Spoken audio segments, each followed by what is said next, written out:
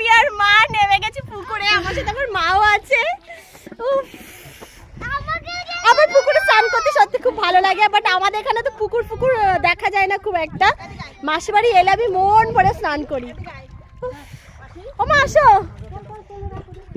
এখন মানে জলটা আরো কমে গেছে।